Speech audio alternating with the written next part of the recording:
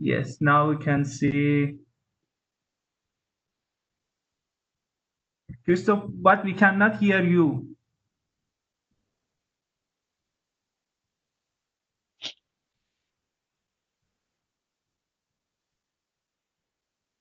There's the unmute. Now you should be able to hear me, right? Yes, right. Thank you. Yeah, where's my, I have to go to my full screen again here. Yeah, first of all, thank you, Ali, for the opportunity here. And it was, of course, a pleasure to work together.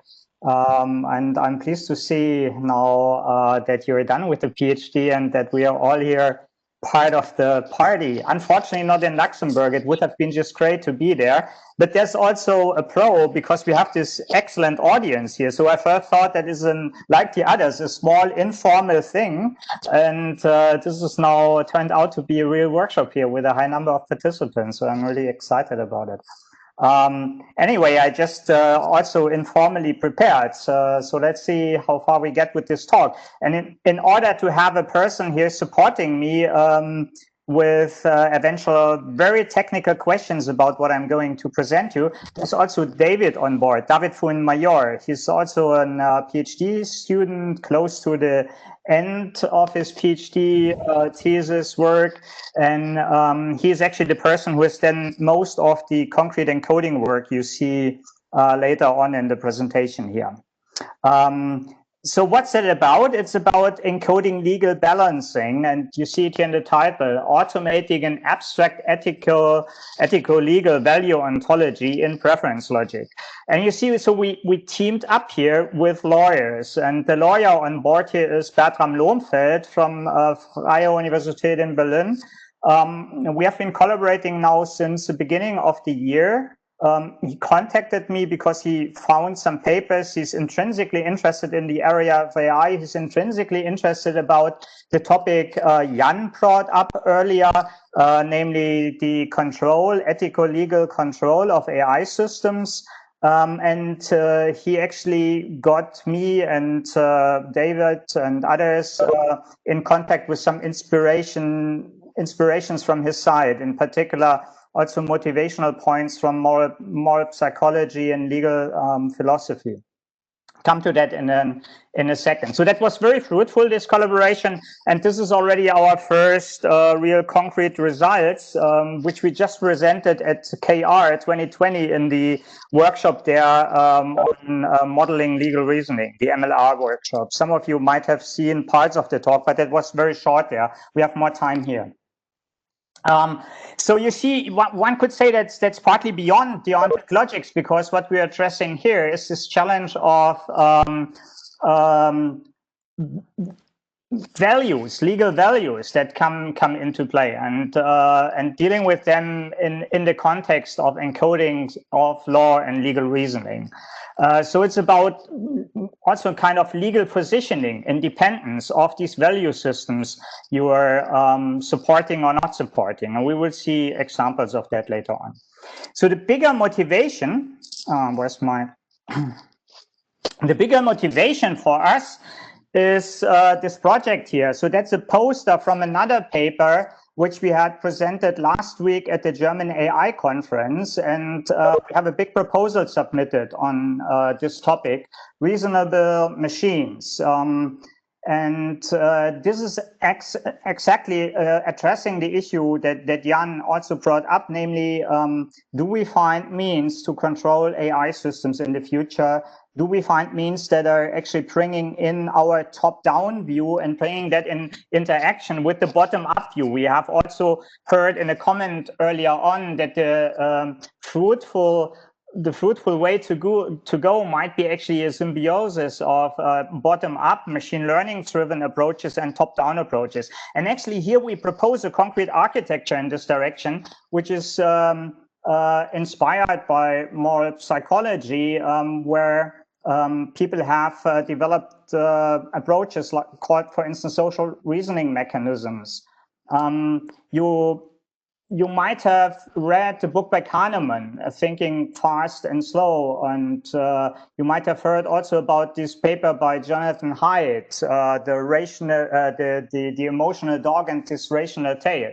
So these are works that are pretty much inspirational here for our proposal, because we say we have to get these two worlds together. On the one hand, we have these emotions, and even lawyers like Lohmfeld claim that judges very often just rule based on their intuition and emotions originally, and only post hoc then try to justify by rational means their judgment, their ruling. And they say, many people out there are convinced that this is a general pattern for what we're actually doing, reacting in the first place by intuition, by emotions, and then parallel or post hoc coming up with a rationalization of what we have done in order to explain it, in order to justify it, and argue for it, or attack it when somebody else comes with a certain action, and we involve him in an argument about it. And actually, in this proposal, we say, well, can't we get it transferred over to machines as well? So now we draw the analogy between the emotional, intuitive level and machine learning, pattern-based quick reasoning, to sensory material you get from somewhere, so to data coming in. And then can't we combine that with a post hoc mechanism or parallel mechanism that kicks in and tries to justify this behavior of a black box, so to say, a machine learning black box. And these justifications are then the basis for argumentation, for interaction with others, in which you then can defend and check also for legal compliance whether the emotional reaction in the first place, the intuitive reaction in the first place, is okay, or can survive an argument with somebody else, or can survive a compliance check against legal constraints. And you see here, you can even have these screen feedback loops then, which show you that in the long run, when you have now an interplay between such an intuitive level and the post hoc rational level, that you then could align those two levels. So that's the idea in the long run, that you really get a kind of, say, partial self-reflection mechanism implemented, in which post hoc rationalizations actually then also influence again on how the intuitions adapt, so that they are in line in the long run. And that is this bigger story we have in mind. And now I come back to the talk again, because of course in this context it's very important that we can come up with legal arguments, legal justifications. And our lawyer here says, well, if you can't actually encode properly legal reasoning that also takes different value systems into account, then you're not sufficiently rich enough for what I have in mind. And we will see examples later what he's challenged by. So the bigger vision, I explained that. So what I'm going to talk about is now the challenges that we were faced here with in order to get something like this legal balancing idea on the computer. And again, the questions are the typical one. What is the right logic to use? In this case, also the question, what are these values? Which value ontology to use? How do we encode that on computers? In which form do we encode that? What is the interaction here between these legal rules we want to encode later on and then world knowledge, and how do we get that also on board? Which expressibility do we in the end need for doing that? And in fact, of course, we also, that was an inspiration from our side, we wanted to test our LogiKEy environment, the methodology we just worked out together. That was collaboration with Leon and with Xavier and colleagues Luxembourg and in Berlin, in which we developed this framework, which has already been mentioned earlier on. So based on a rich expressive background knowledge, higher order logic, in which we then get a quite holistic and pluralistic framework for dealing with lots of challenges as we face them, in particular now also here in the project. So we wanted to test this methodology. That was also an idea for the project.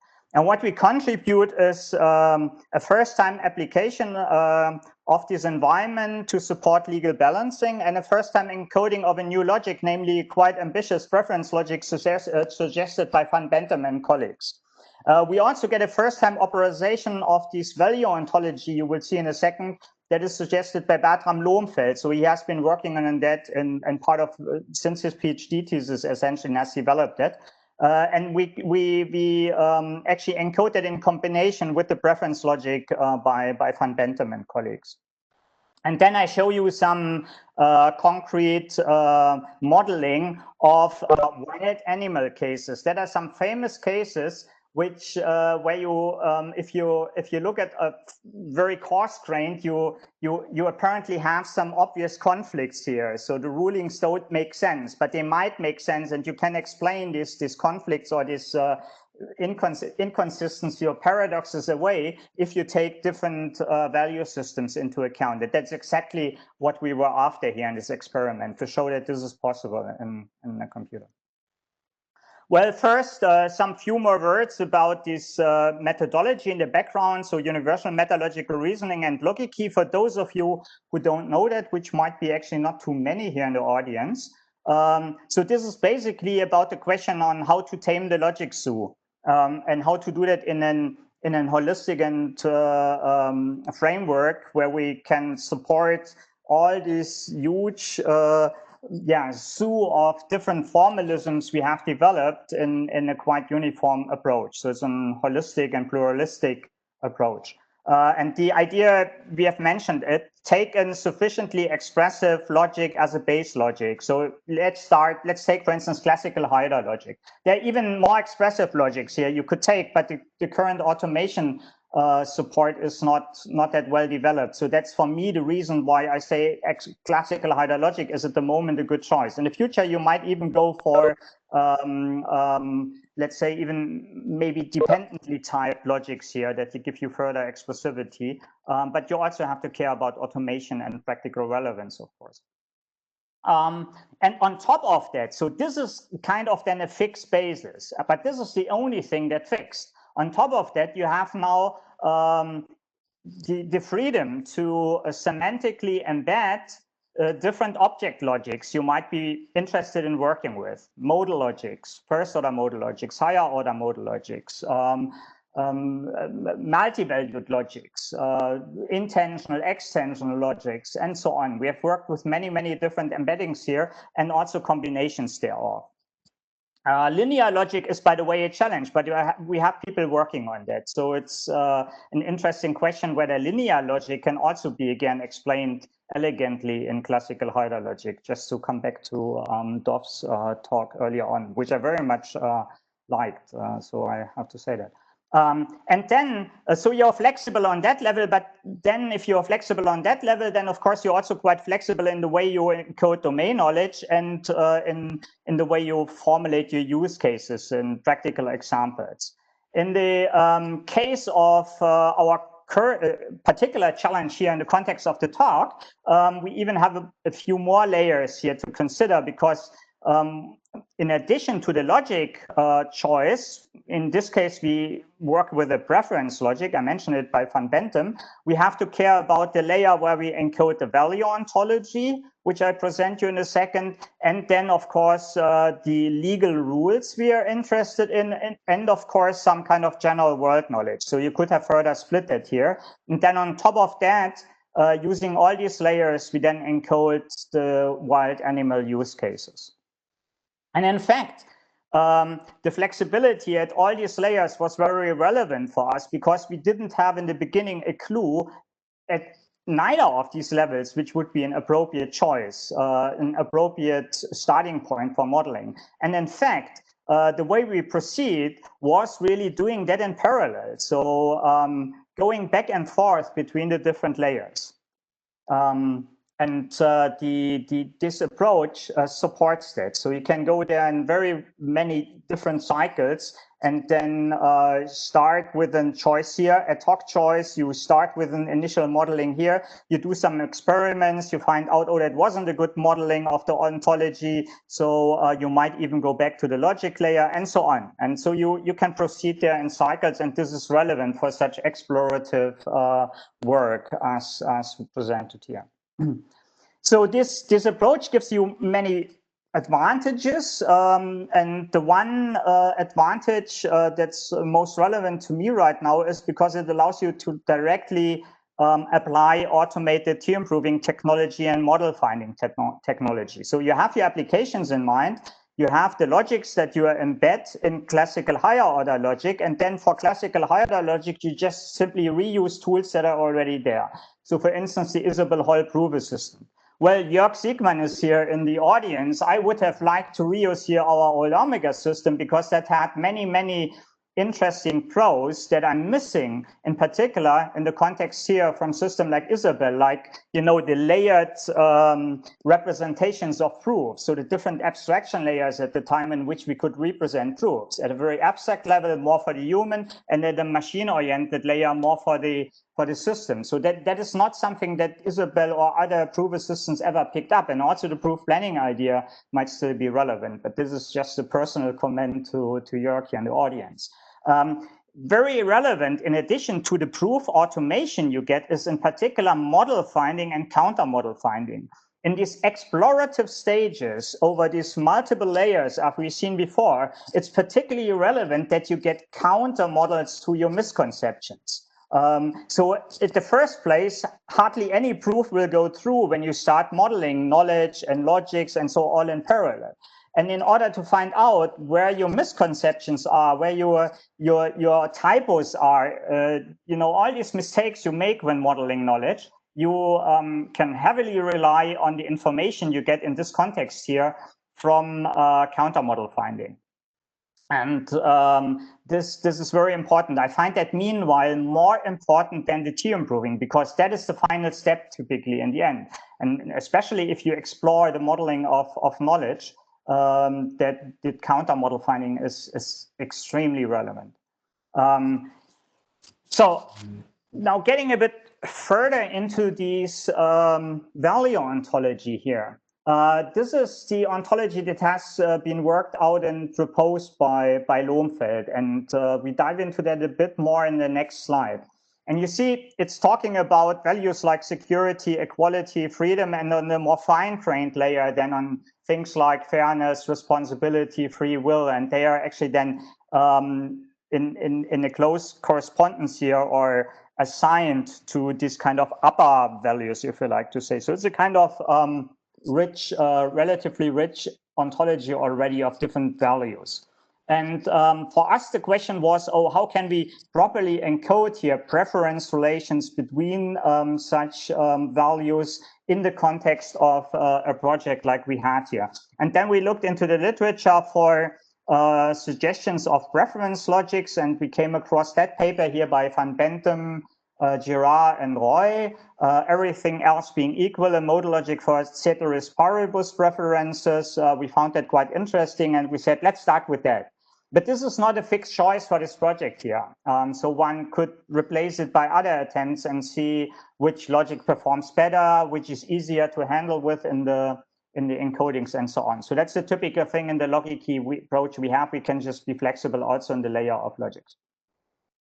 So let's say a little bit more of the ambitious idea here, or the idea on that abstract modeling of these legal rules in combination with the value systems. So the legal reasoning is here seen as a kind of practical argumentation with a two-level approach. So you have these values and principles, and they are combined with these more concrete legal rules. You see something like such a legal rule here. Take, for instance, this example here. In the view of two events, E1, let's say a virus pandemic occurs, and then event E2, a voluntary shutdown doesn't work, it fails. A countrywide lockdown became sanctioned. since, and this is now the argument here, health security outweighs the freedom to move. So we're talking here about values like security and freedom. And we want to capture such kind of knowledge in a rule-based fashion. And here you see the way Lohmfeld actually wants to encode these things. And he has written and published about such rule systems as well. So here you just want to say two events actually imply that you have a preference of, in this case, let's say A is security over freedom. And then these rules can actually act as a justification for legal consequences that are implied by these rules. We will see more about that in the example later. Yeah, and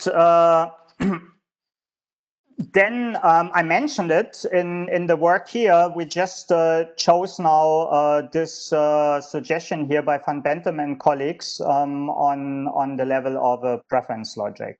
And this is now this ontology which we wanted to encode and then apply in some concrete use cases. And the use cases I find personally very interesting. I didn't know about this area before I met Bertram Lohmfeld, and I was really challenged by our first meeting already by the question whether we can get that actually really running on a computer.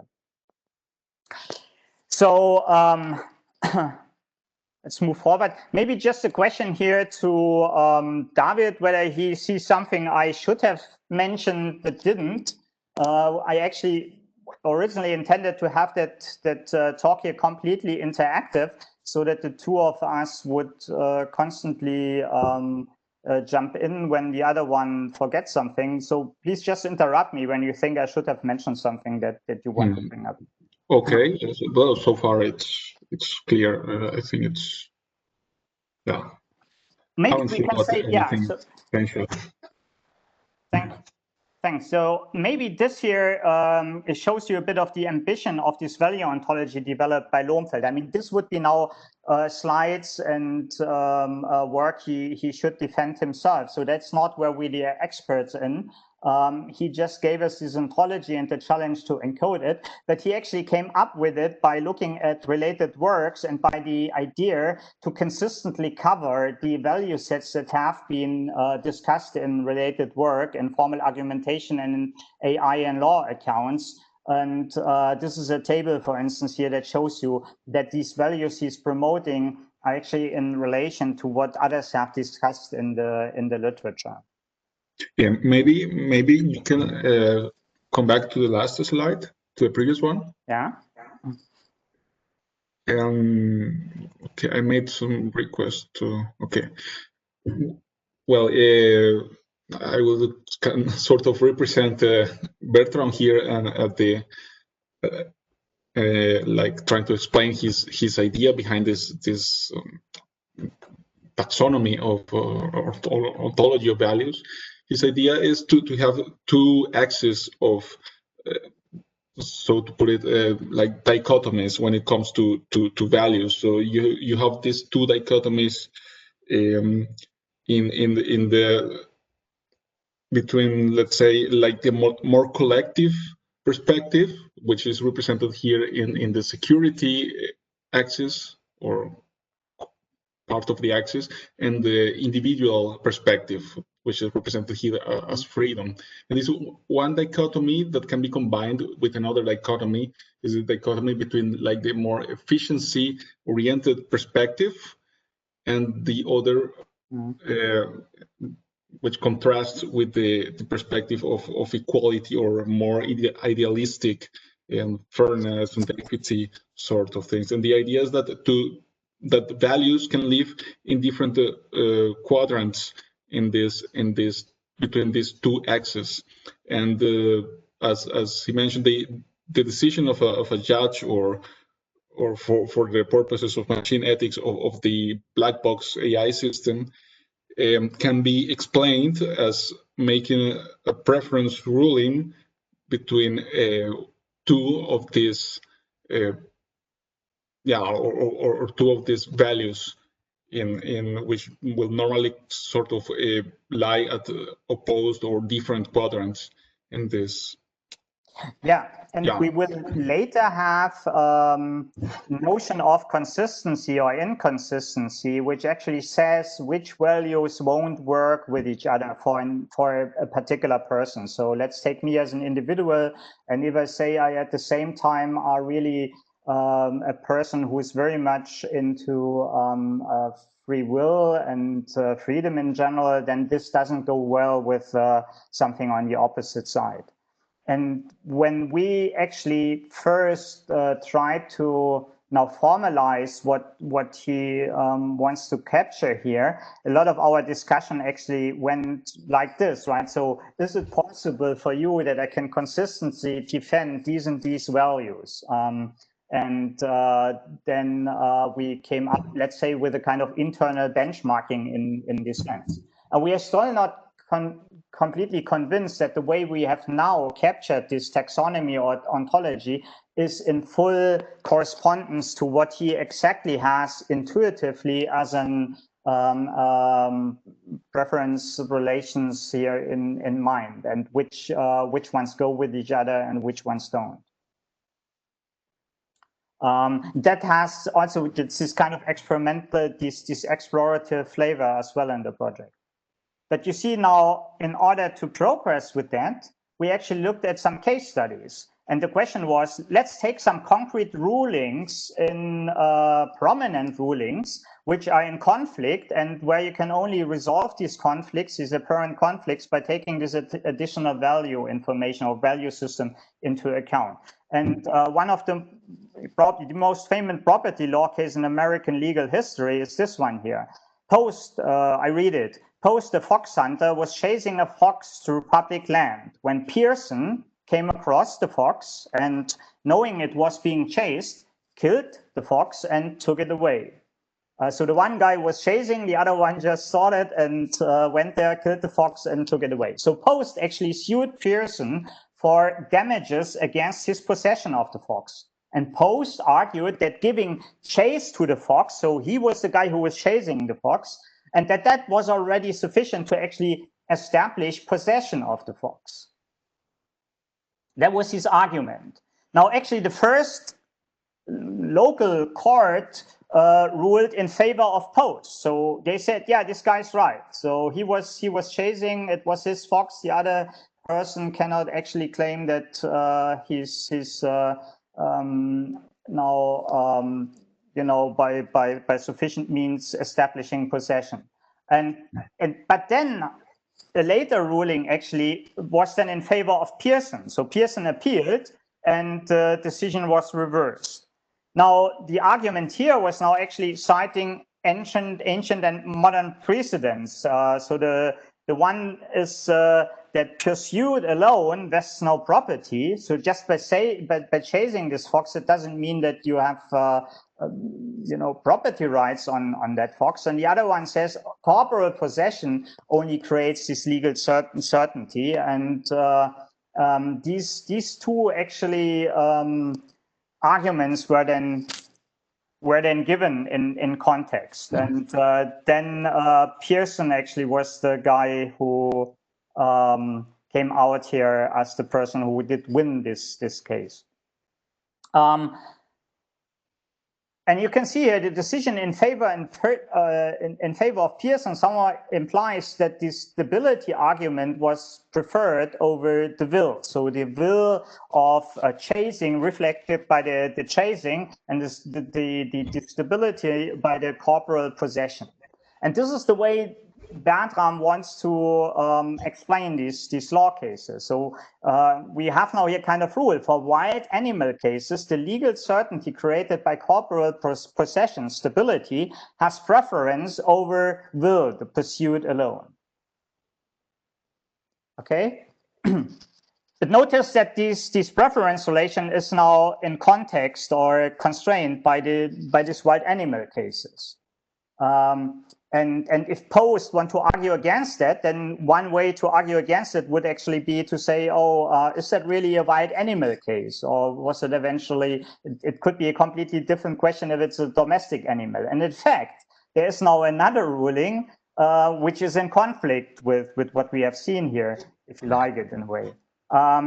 So, and this is this case, this ruling here. This a parrot, Chester, and he was owned by Aspcar, so that's what an animal shelter. And he escaped from this animal shelter and was then recaptured by a person named Conti. And the Aspcar found out about this recapturing, and then reclaimed Chester again from Conti. So who is now in legal possession of this parrot? In this case, the court ruled in favor of Aspcar.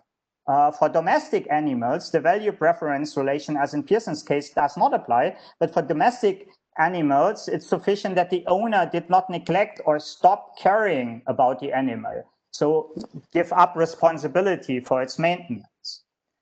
So, and this together now with the Aspcar's reliance in the parrot's property outweighs the country's corporate possession. So this corporate possession, which is analogous to the other case by Conti of this animal. And you see that in order to explain these two rulings, you need references to a level of values here. Or that's at least what Bertram is convinced of. And we were then taking this as a challenge and asked ourselves, so can we now get this modeled properly on computer? So the challenge here was, of course, manifold. The first thing was we needed to actually encode the preference logic. And you see here, that is the technology we use, shallow semantical embeddings in classical order and classical higher order logic. And these are our logic constituents. Then we come here to the preference relations encodings. We don't go into the details. If you like, you can come back and ask us about that. But we went just through the paper, and as we usually do it, write down the definitions, the semantical definitions of these operators just in classical higher logic, like we always do it. Then, yeah, that is actually already the entire encoding of this preference logic. So 75 lines of Isabelle Hall code, which have a one-to-one correspondence to the set theoretic descriptions of the semantics of these symbols presented in the paper. Then we can carry out some tests on the level, so that is you can say meta-logical studies and studies whether what properties these preference relations we have introduced have. And this is then something we also did. And you see here, this is very typical for the work we do. Maybe you can make that a bit bigger. Some of our tests were a bit surprising, because in the paper it's claimed that this statement here, so that these conditions on these preference relations smaller or equal EE, don't look into the details here at the moment, actually imply that our betterness relation that's underlying this preference relation is a total order. And Nitpick found actually a counter model for this claim in paper. So we haven't followed up on that, right, David? We still should do that. We haven't published even the embedding of the preference logic. But that is something we very often have, that most of the claims of the paper are okay, but occasionally people just do errors. And with this technology, we often find them. And here as well, I think we have found two mistakes in this paper, which eventually should have been found by the reviewers. In this case, I have to add that the claims that you're mentioning, they were made in, so to say, in natural language. So those are those kinds of secondary claims that are made inlined in the text in papers. So they were not quite. It was.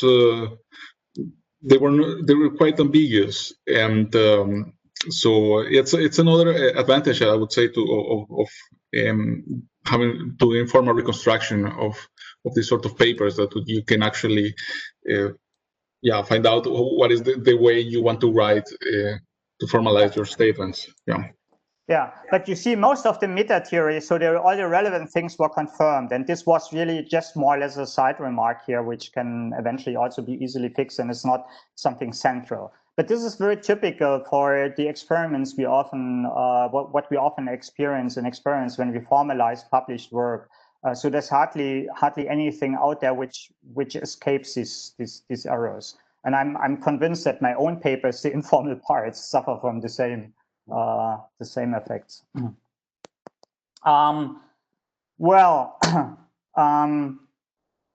Yeah, so that is a continuation of these tests. So that's a lot of meta theory carried out in Isabel Hall, and as you can see, most of that is, or all of that is automated, and the counter models give us counter models when we expect counter models and so on. So that is quite reassuring. A first step that this modeling of the preference logic then worked out as intended. In particular, if you can actually then do all the metalogical studies, that should be published. So we should independently present this embedding of this preference logic somewhere. We haven't done that. No time yet. Further, what do we have here? Further tests on the aspect that this is a ceteris paribus logic, all other things being equal, then so this aspect is not relevant for the experiments we did, but we nevertheless did some meta theoretical studies on that and confirmed again what was mentioned in the paper. So this is this layer of the preference logic. This is exchangeable, so we could take another one. And in fact, when was it? Last week when we gave the short presentation, then it was Giovanni Sartor who said, oh, I have another choice for you. Can't you just try that? So that would be now a study for, let's say, a bachelor thesis or so on, to explore what other options you have on that layer and how that actually inflicts or what kind of implications that has for the next layers I'm going to present now.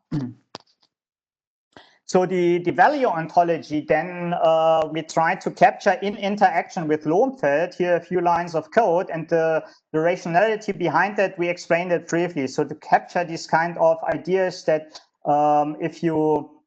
if you defend some kind of values that are opposing on opposite side here in the ontology, then you run into an inconsistent belief set, so to say, regarding the values you are defending. And this modeling, I have to move my window here, but otherwise I can't see my own slides. This modeling, you see, we tested then. So for instance, we said, oh yeah, if a person X defends here RESP, which stands, you see it here for responsibility, and STAB, stability. So on the opposing side, can we prove now that this is an inconsistent value set for that person X? And yes, the theorem provers can confirm that, and so on. So you can see these kind of experiments you can carry out with the system.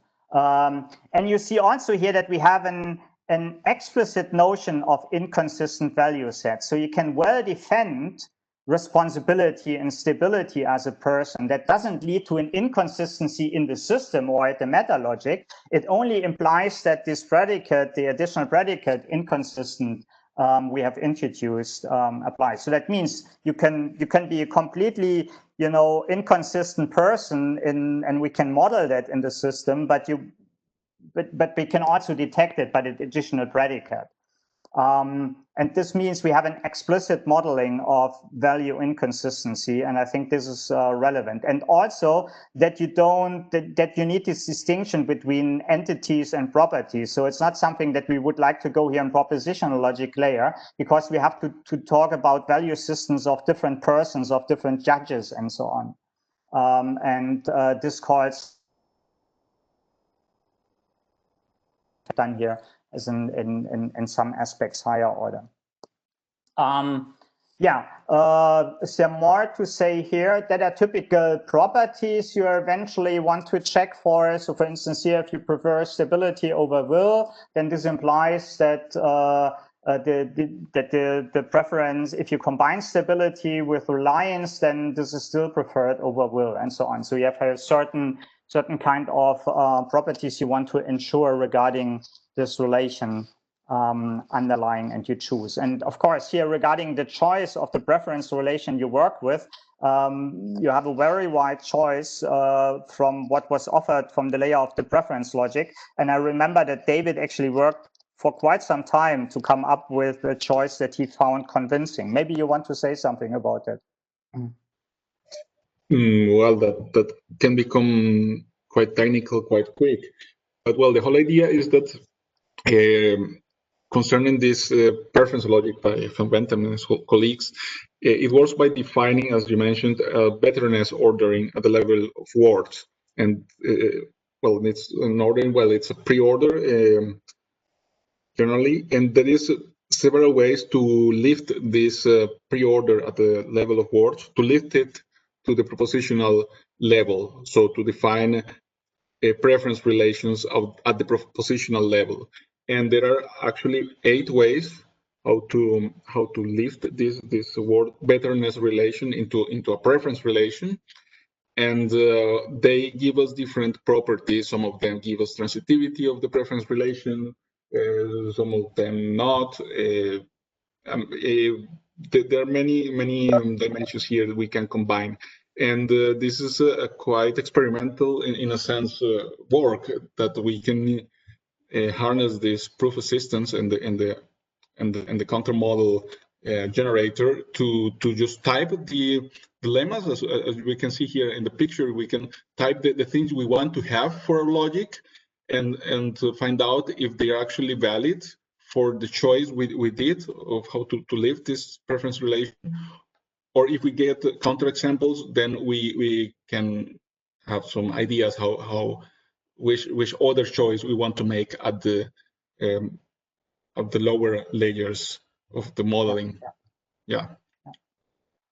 Okay, let's move on. Otherwise, we run out of time. Yeah. So, and here you see in the model picture that this is the syntax you get from the counter model finder or the model finder. So we asked Nitpick to give us a model for the modeling of the value ontology. And you see this here is actually one where this person P is defending or is having an inconsistent set of values. So because he's having at the same time defending freedom, utility, equality, and security. So that's possible to have that, but of course what's not possible here is that our inconsistency predicate would be satisfied by this model, right? So but what I want to show here is that you have a quite readable, relatively readable output already by the Nitpick model or counter model finder.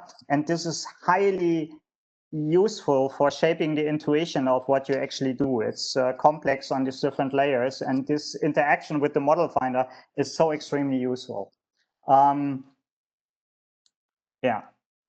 So to continue this a bit, you see now here further experiments in which we tested this ontology. I don't think I want to say more about that, but then we have to get it into the context of our general world knowledge and also in context with the legal rules we want to talk about. So for instance, here you see, take rule R2 in the middle of this picture here, which says appropriation of wild animals implies that the stability of a person X is preferred over the will of the other person X minus 1. So of another person, we are talking here in the context always about the plaintiff and the defendant in the ruling. So that we have this kind of other relation in the context of -1 relation, but that was now very specific modeling here. But that is how you should read that. So in the case of an appropriation of wild animal, so if we have a wild animal case,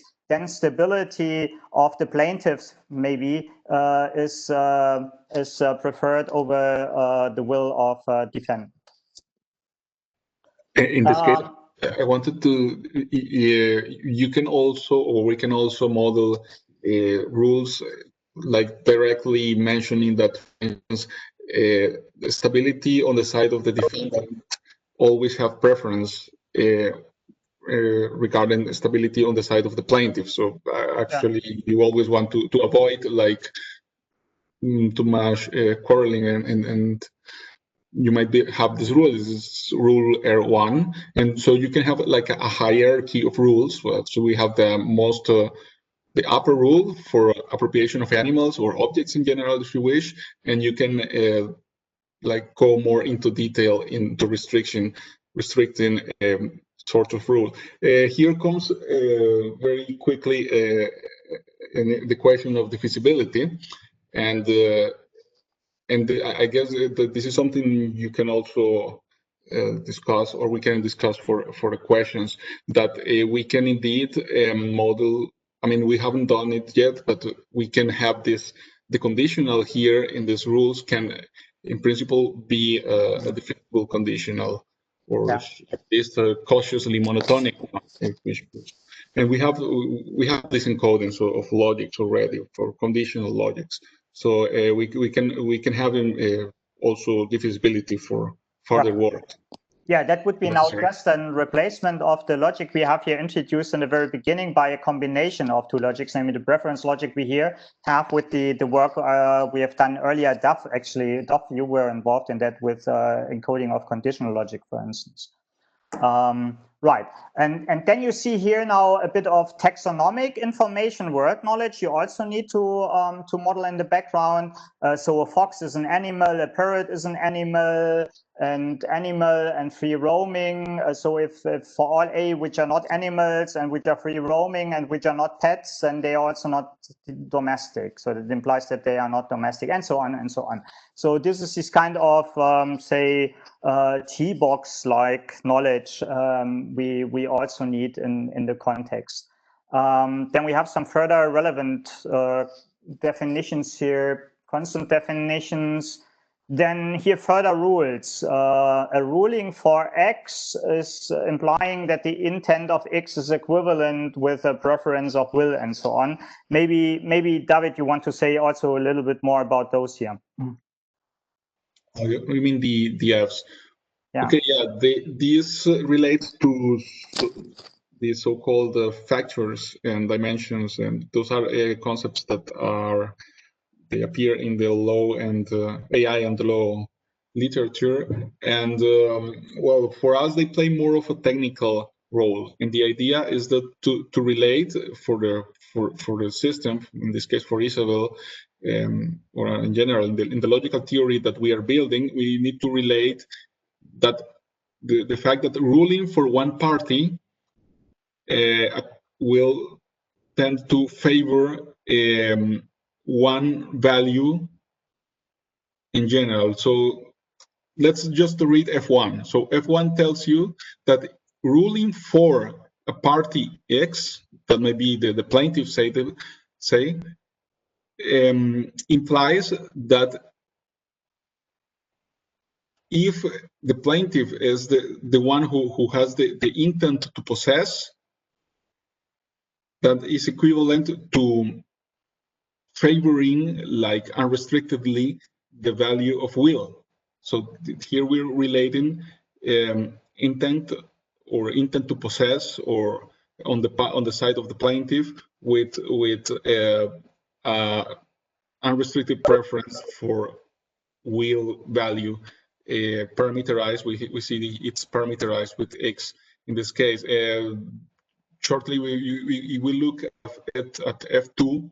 F2 is a bit more complex. It says, like, ruling for party X implies that if the opposed party, like this -1 party, is acting out of malice, then there is an unrestricted preference for the responsibility value on behalf of X, of the plaintiff. So it's quite tricky to I mean, we will need to explain the background, Lomfeld's theory, to appropriately to make sense of it, but that is the idea behind it, and it actually relates the results of a ruling for a party with some more situational factors, like acting out of malice, or having possession of the thing, or being responsible for the maintenance of the animal in question, or having intent to possess, and so on. We can call these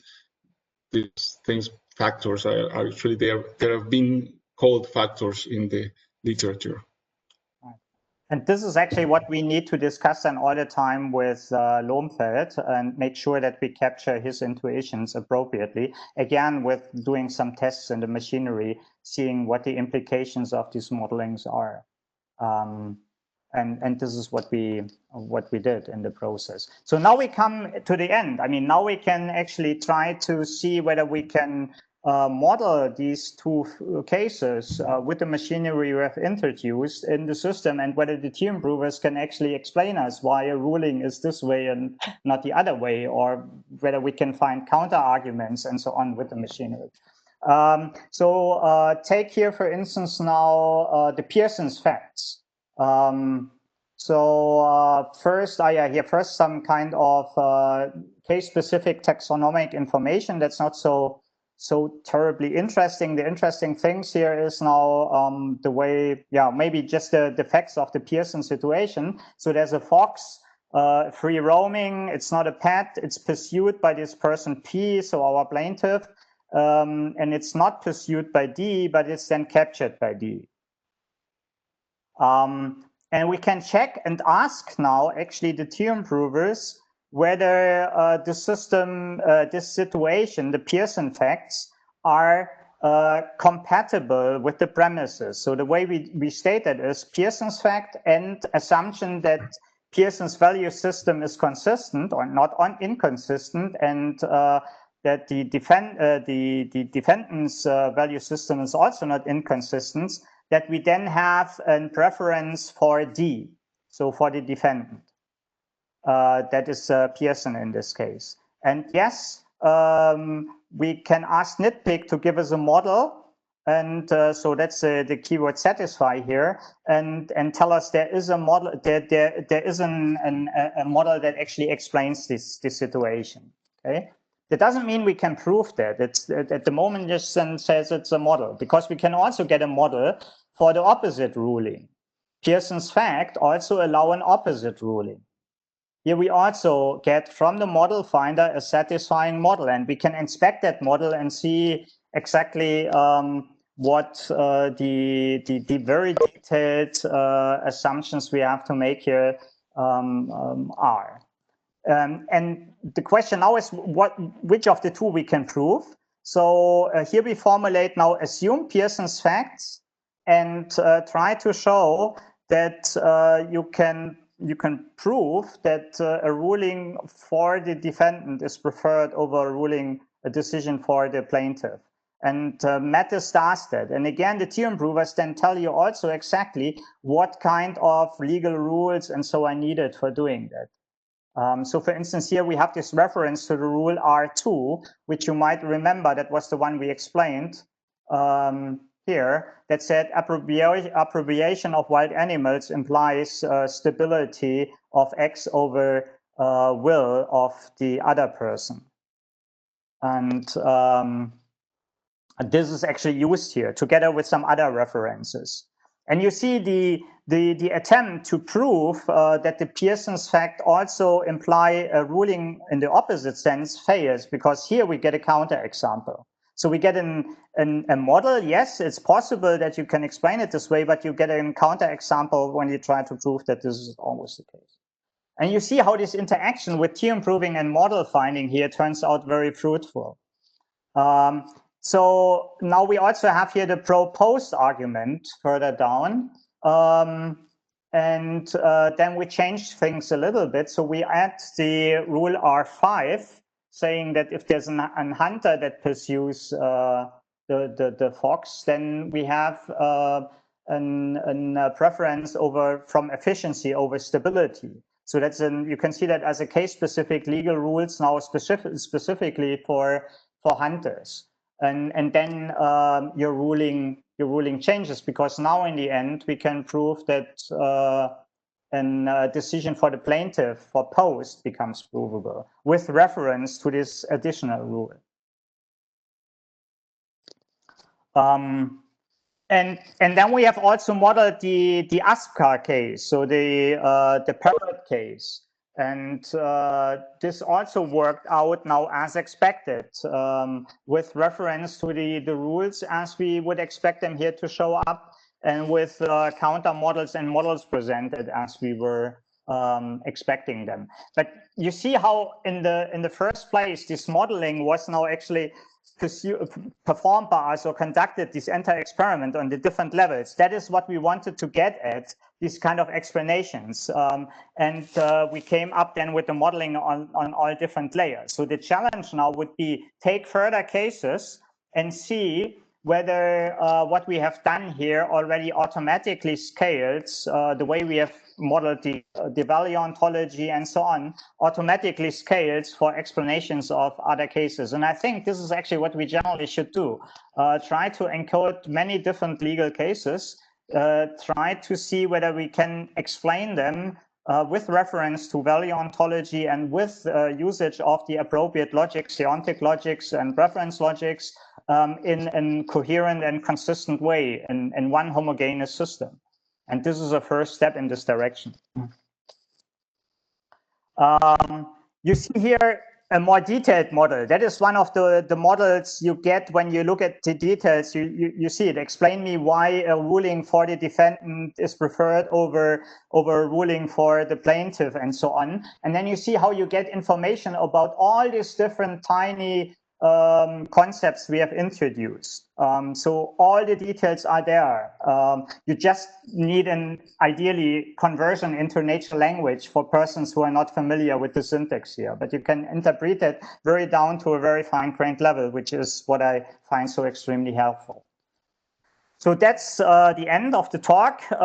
Contributions, a feasibility study for legal reasoning on the computer. That is what we have seen here in combination with an embedding of a preference logic, a new one in classical Heider logic, and the demonstration of a formalization and use of this value ontology in context of legal reasoning. And at a meta level, we showed how the application of this LogiKEy methodology can be very fruitful because it's really kind of holistic approach in which we can do many things that eventually other formalisms, other environments at the moment don't support. And in particular, this ready-to-use ATP support. There's related work, in particular related work by Marañao and Sator, and you might have a look at that. Very interesting as well, and we would like to collaborate with both of them on the future on this level of value balancing. And further earlier related work, but more on quantifying legal balancing. So not in the way that we here do in qualitative modeling as we did. And I remind you again, so this is just one piece of work by which we want to create evidence for the feasibility for these legal justifications we have in mind in the context of this bigger project. So the reasonable machines project, where we want to let such an approach ideally interact with machinery for machine learning in order to try to explain, with reference, for instance, also to legal value ontologies, the working and the decisions of, or justify the decisions of an AI black box system. So that's the bigger vision behind this work here. Mm-hmm. Anything to add, David? No, it's it. Yeah, then we are done. Okay, thank you. Many thanks for your nice presentation. Actually, that was very nice that these horrible concepts, very